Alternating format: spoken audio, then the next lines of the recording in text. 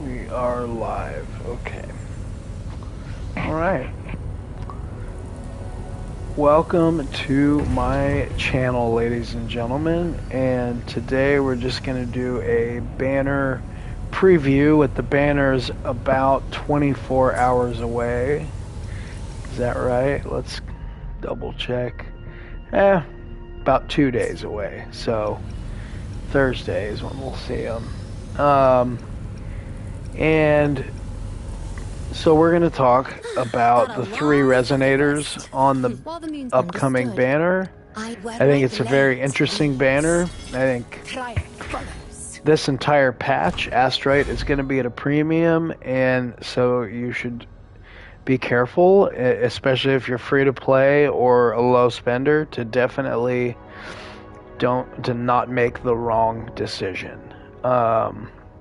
Each of these resonators are going to bring a lot to the table and can add a lot of value to your account. And so without further ado, let's get into it. But before we do, just please go ahead and like this video and subscribe to my channel if you could. It would really help me continue to build things. And if you don't mind, also go over on Twitch and leave me a follow there. It's where I do pretty much all of my streaming, and that is same handle as YouTube, and that's at real_alprazoman. And yeah, so thank you so much, appreciate you guys. Okay, so the banners, as we know, are featuring reruns of Augusta and Iuno, and we're going to get the brand new resonator Mornye, who is a scientist for the Space Trek Observatory wing of the Star Torch Academy, and is a professor there, and has a very interesting. She's an interesting character, I think. I really liked her and Lene's backstory so far, what we've gotten of it, and left me very intrigued for what is to come in the main storyline. So, from a origin story standpoint, both characters seem very cool, and if you pull based on that alone, I would say they're both her and Lene great pulls. But we're talking more about meta and about team performance here and individual performance. And so that's what we're going to evaluate these characters based on. And when it comes to Augusta, we'll look at the reruns first. Well, first, let's just go over what the rest of the banner is.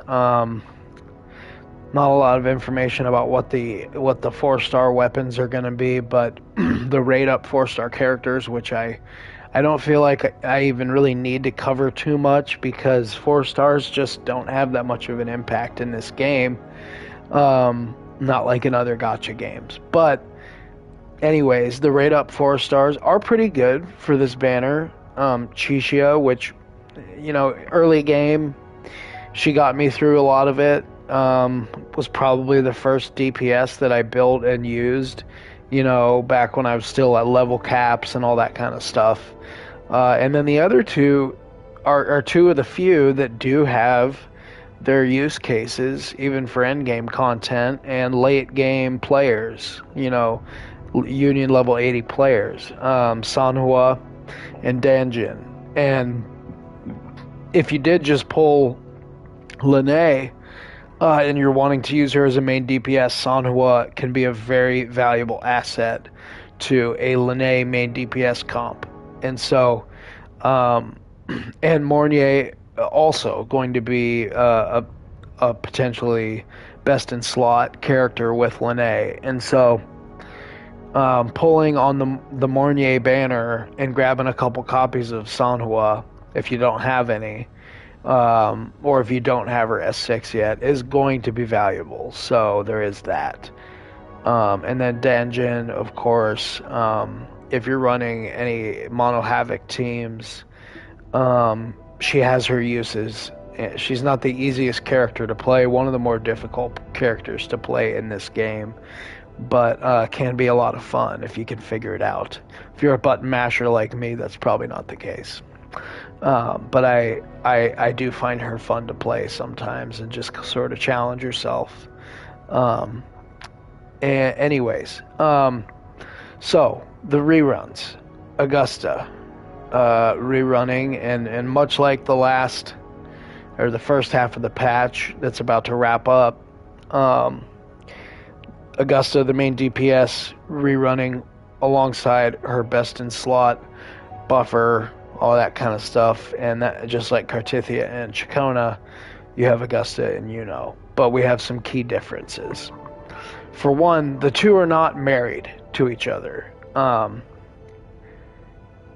To unlock each other's true full potential, you need the other one, but Cartithia and Chacona, it's just a lot different.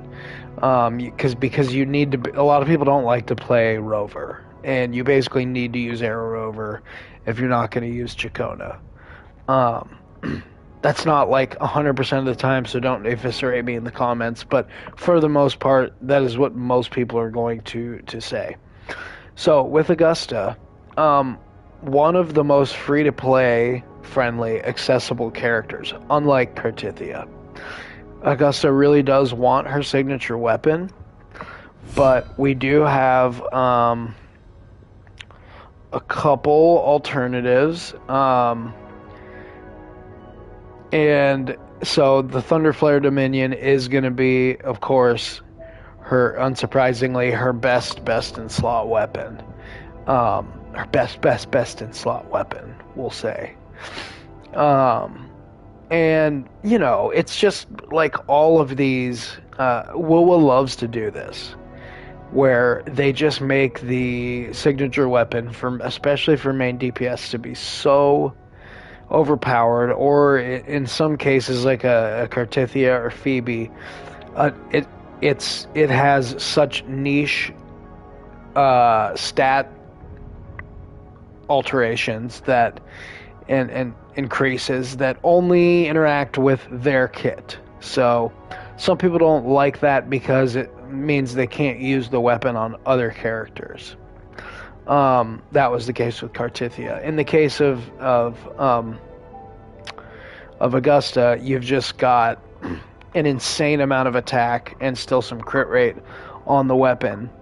Other than that, casting an intro skill or resonance skill is going to increase heavy attack damage by 20% for 15 seconds. Obtaining a shield allows heavy attack damage to ignore 7.2% of the target's defense for 7 seconds.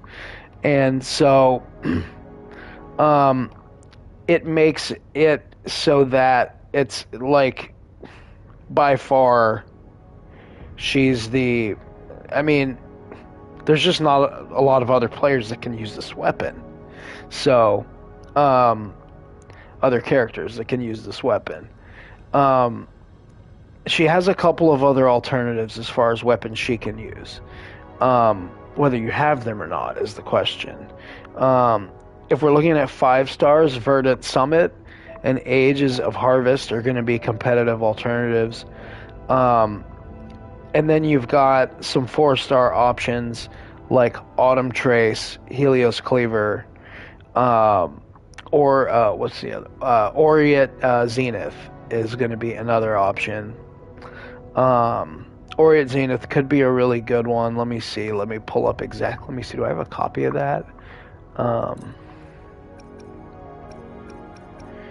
I don't.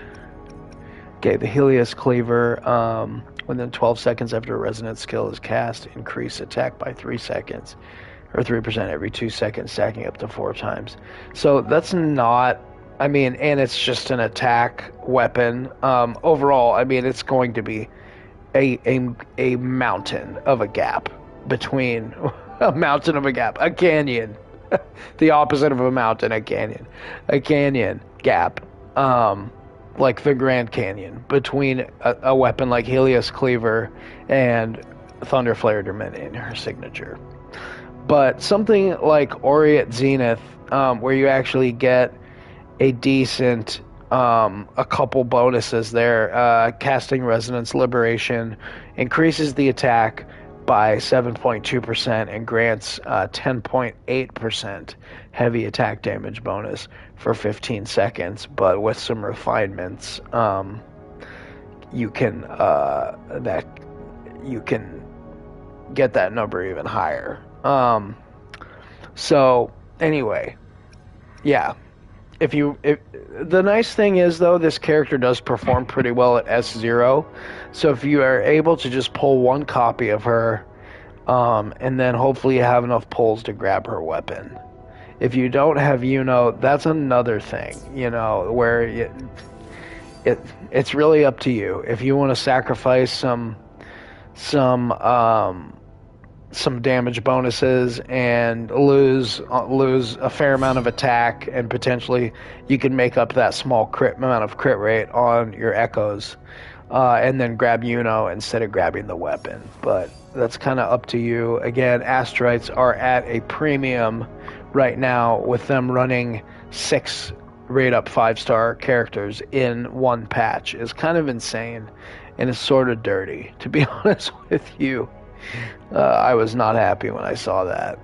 Everyone's all excited for Cartithia to come back, and they just spam us with 5 other resonators. So, definitely want people to spend. Anyways, let's look at echoes. And the False Sovereign is going to be her best echo. Deals electro damage to all nearby enemies, or attack nearby enemies, excuse me. And basically, she's going to gain some electro and heavy attack damage bonus from having this equipped. And excuse me. And when she uses her intro skill, False Sovereign is going to deal some damage. So she was also, Augusta debuted during the patch where they first did this. I believe that was the first patch where they started debuting these 3/2 setups where you get where you only can have, there is no 5 cost or 5 echo stat bonus. It's just a 3. So the echo comps are going to be 3 of one Sonata set and 2 of another. And in this case, and in most cases, you are going to do Void Thunder with Augusta.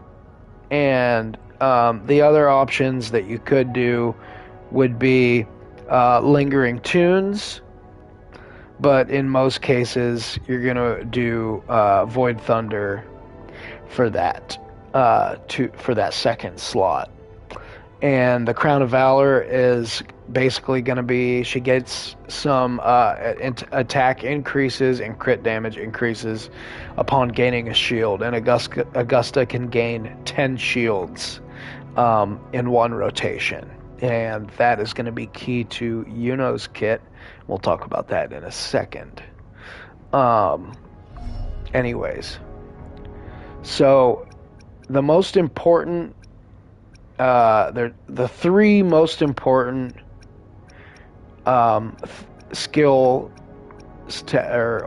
talent skills to focus on and get to level 10 as soon as possible are going to be the Forte Circuit, the Resonance Liberation, and then her normal attacks. Her intro skill, leveling it up doesn't really matter too much. Again, she is going to get a little bit of additional electro attack from having that False Sovereign equipped, but you don't necessarily need to level it up past 6 or 7. 6, 7. My daughter will love that. But yeah, anyways, so these 3 are the ones that you're going to want to get to 10 as soon as possible. Whoops. Got a Okay, long and bucket then we revolving can talk inside, about folks. Yuno and how I remain Yuno is an young. interesting character here, but what I'm going to say about Yuno is that I think she is in better shape than she was when she debuted. And the reason I say this is because when she came out, I remember a lot of chatter about, remember Augusta ran in the first half of 6.5, 6.6, and was coming in the second half, and there were a lot of creators making videos saying, this is a pass. This is an easy skip, an easy pass. And the reason why was that Augusta has this great free to play team, and that you can just use Augusta, Mortefi, Shorekeeper, or if you don't have Shorekeeper for some reason, Augusta, Mortefi, Verena is going to do just fine. Because Mortefi is going to be able to provide most of the buffs that Iuno can, and the damage increase with adding Iuno to the team is going to be negligible. And while that may have been true, but what we've seen since then is that a character in particular has come along that synergizes really well with Iuno, and that, of course, was Lene, who is running right now during Phase 1.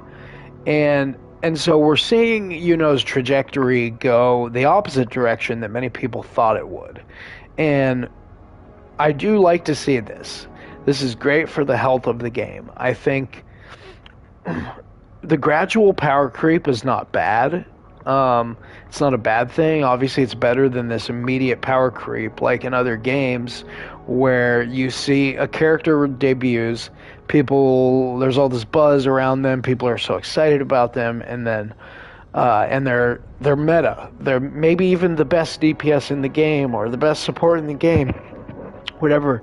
And by the time they rerun, 5 months later or something, they're already completely washed and absolutely an afterthought. And so the gradual power creep that WUA has kind of had for a while, where these 1.x units, now 2.x units, are still relevant, and many of them still relevant to this day. Brant comes to mind, a great example, one of the best characters in the game still. This is really cool, though. We're seeing a character that maybe didn't perform as a top meta character upon release, or maybe she did, but was completely tethered to one particular teammate, that being Augusta. And we're now seeing that nope, she actually can perform without her, and she actually can perform fine without Lene too.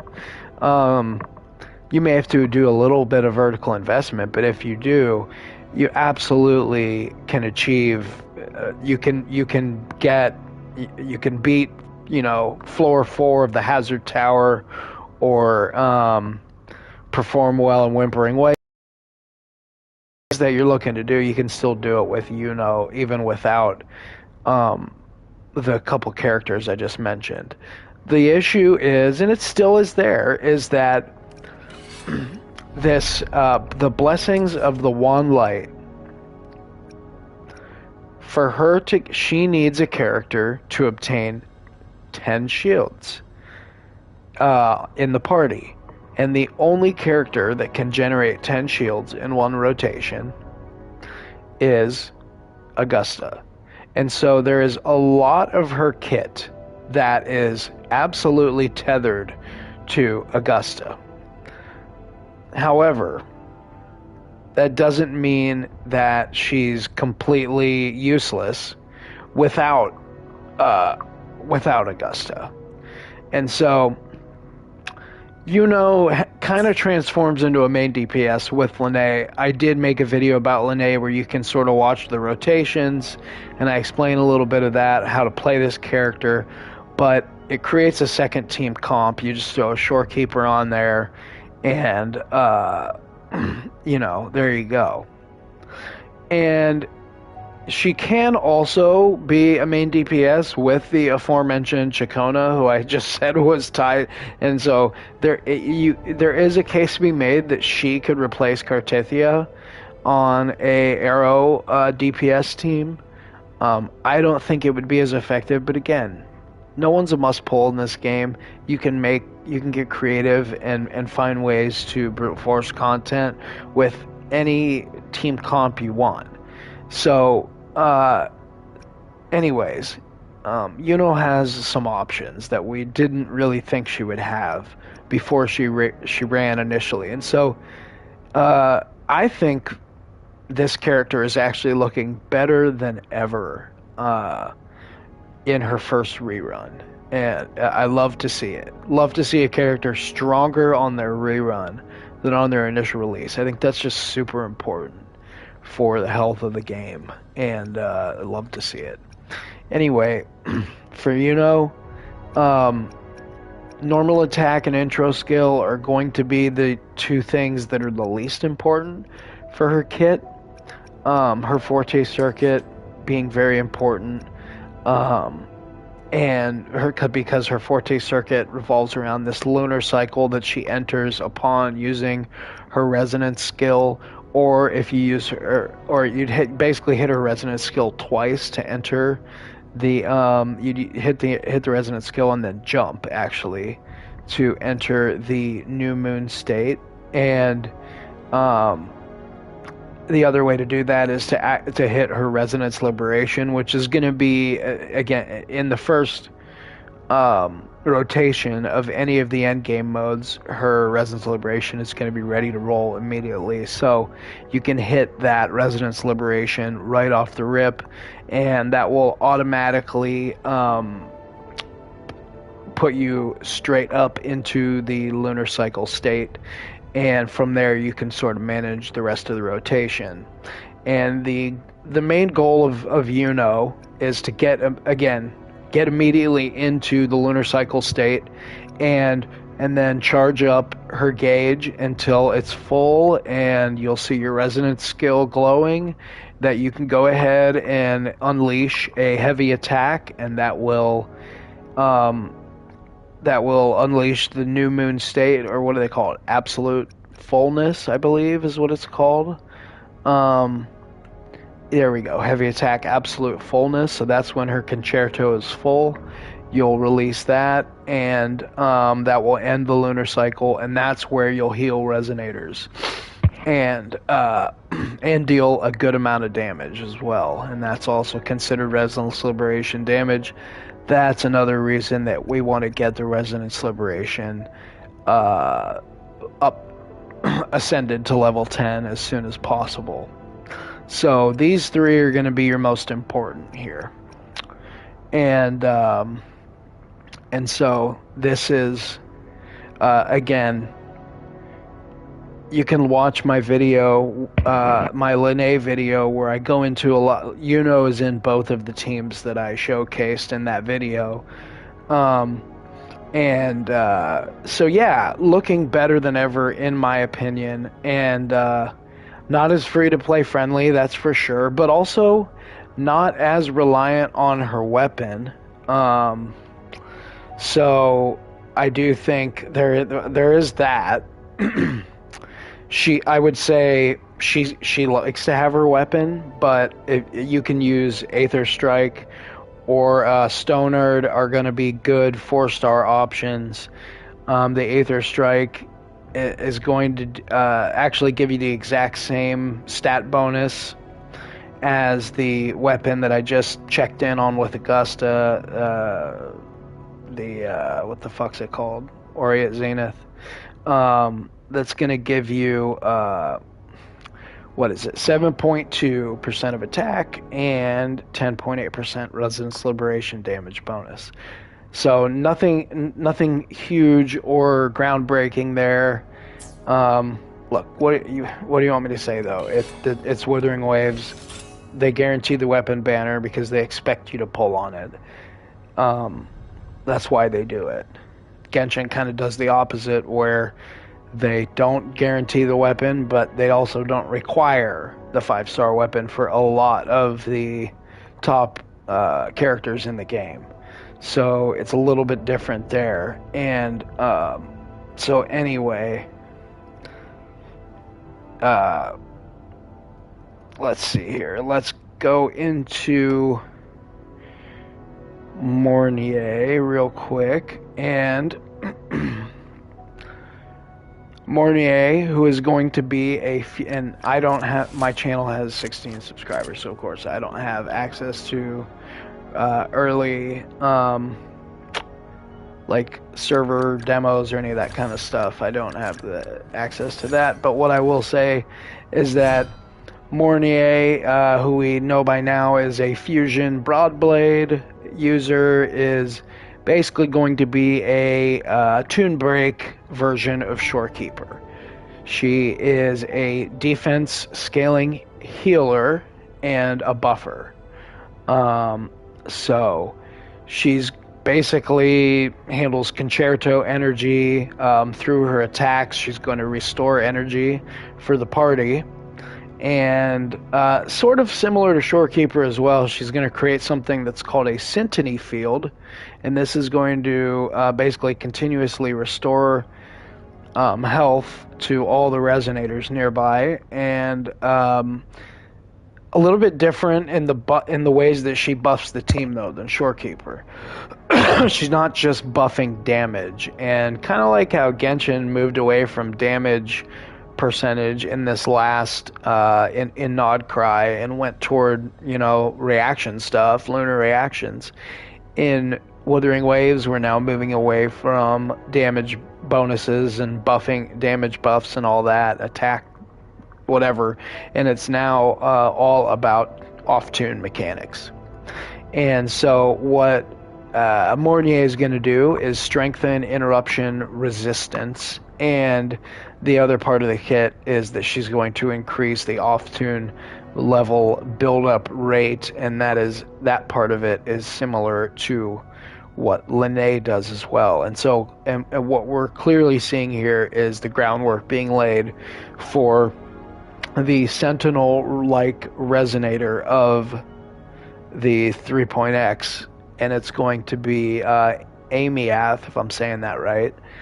And I think what we're seeing here is that Linnae and Mornye are going to be the two best in slot resonators for Amiath. And so there's a lot of buzz and hype around Amiath right now, with a little bit of her kit being leaked. But it looks like Mornye is going to be set up as one. Well, she's probably going to be a universal tune break buffer and healer, but you're going to, at least initially, until we get more off-tune characters in the game, she's going to be basically attached at the hip to Amiath. And so yeah, so when this Syntony Field is active and is used with her, and her Resonance Liberation is used inside the field, it will upgrade the field to a high Syntony Field, and that will provide some enhanced healing. And so she's going to add some offensive utility at the end there through an outro skill, and that will give the team a 25% damage increase. And so her 5-star weapon is going to be called the Starfield Calibrator. It's a beautiful looking weapon, so if you pull for the drip, I don't blame you one bit. I probably will do the same. Similar to like Brant or Shorekeeper, this is we're getting an ER weapon, and the nice thing about this is that, let's go here, let's see, yeah, we can look at it here because we have the broad blade. The Lustrous Razor is going to be a very, very competitive free-to-play option. the original standard broadblade. I actually pulled the new one as well, but just got lucky, got that one on the standard banner. But this guy right here is going to have it. I mean, attack is the main stat instead of ER, but the the bonus mechanic of the weapon is the Stormy Resolution, increasing energy regeneration by 12.8%. And when Resonance skill is cast, the Resonance Liberation damage bonus is increased by 7%, stacking up to 3 times. So it doesn't entirely synergize with her kit, but if you're like me and don't want to pull yet another 5-star weapon, this is going to be a competitive option. It should be fine. I haven't seen the numbers yet, but I don't think that it's going to just blow this weapon out of the water, her signature weapon. And so Mornye, until Amiath comes, I think we're going to see I think we're going to see a lot of different things. I think, for one thing, if you're talking about something like doubled pawns here, you're gonna get something really fun here. I think that you're gonna have some options where you could do a team like a Lupa, Brant, and instead of Changli, you throw Mornye on there, and Mornye is going to I think synergize with Lupa really well, buffing Resonance Liberation, all of that kind of stuff. And then you've still got Brant as an excellent. This guy could be used as a made DPS, or you could get rid of Brant and throw Changli on there. It kind of depends who you have. But I think if you want to go the mono fusion route and keep Lupa on the team, then you go Lupa Brant Mornye, Lupa Changli Mornye, or Lupa Galbrena Mornye, something like that. I don't know. You get creative with it. But it does look like Mornye is going to be pretty flexible. Do I think she's going to be better than Shorekeeper? Absolutely not. No way. There's no way in hell. She's going to be better in tune break teams. She's going to be better in the off-tune teams.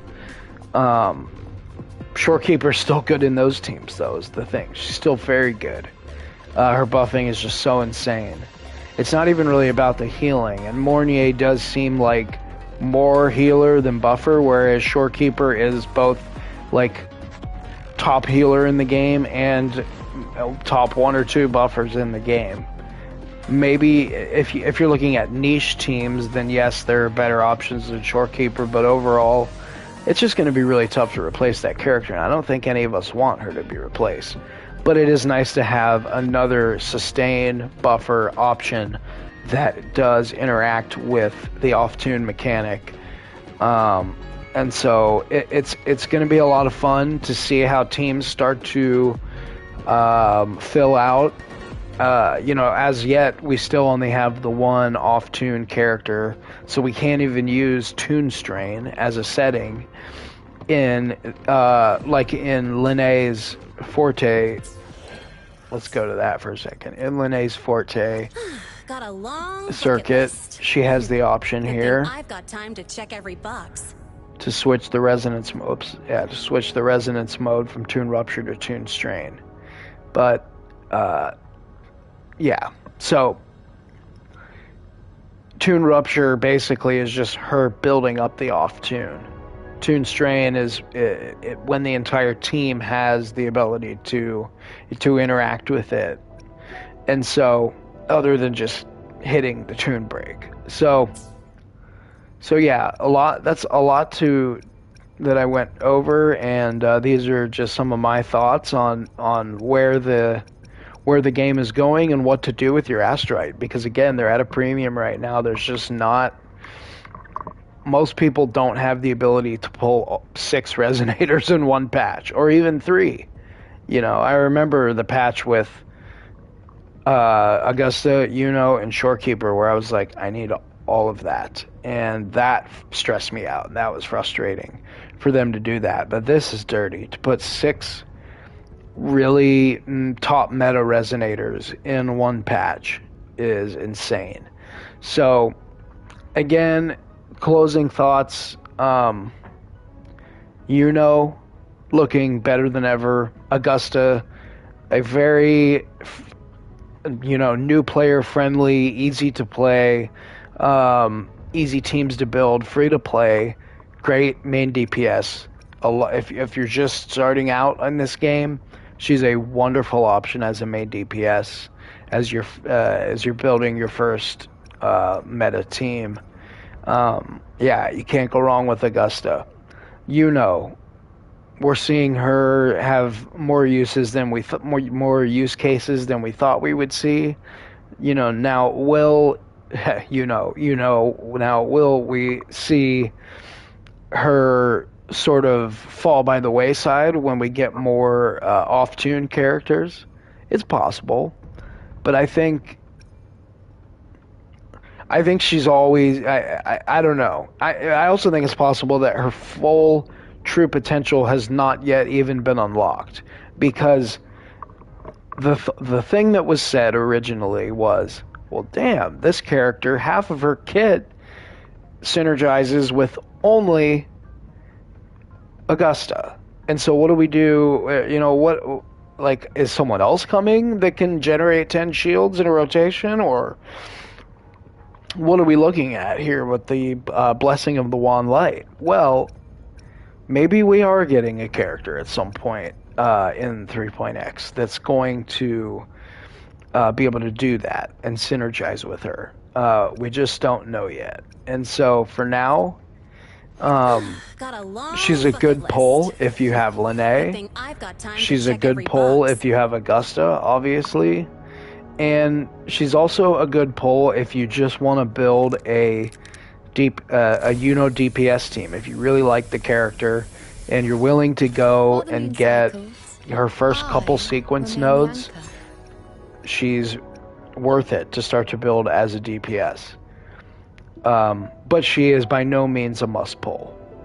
I just think there is a case to be made for her to be a top meta. And Mornye, obviously not a must pull. If you have Shorekeeper, which most people do with the beginner banner selector, or whatever they call it, but Mornye is also, I think, we haven't seen her full potential yet. And if you grabbed Lene, grabbing one of either Iuno or Mornye is not going to hurt at all. It's only going to make your account better. And so it's just a matter of if you are okay with using 4-star weapons, if you're okay with pulling on the weapon banner, and how many astrite you have. But I think if you've got the astrite, grabbing one of these 3 characters, depending on what your account needs, you're not going to regret it. They're all great resonators. And so anyways, that's what we have today. Please don't forget to subscribe and help this ghetto-ass channel get cleaned up a little bit. It needs a tune-up, right? And it needs a tune break. And so help me do that. Please subscribe, like the video. Again, follow my channel on Twitch, where I do a lot of streaming. We have a lot of fun over there. And I could talk a little bit more about this stuff at length, although this has already been pretty lengthy. Anyways, thank you all so much. We appreciate you, and we will see you next time.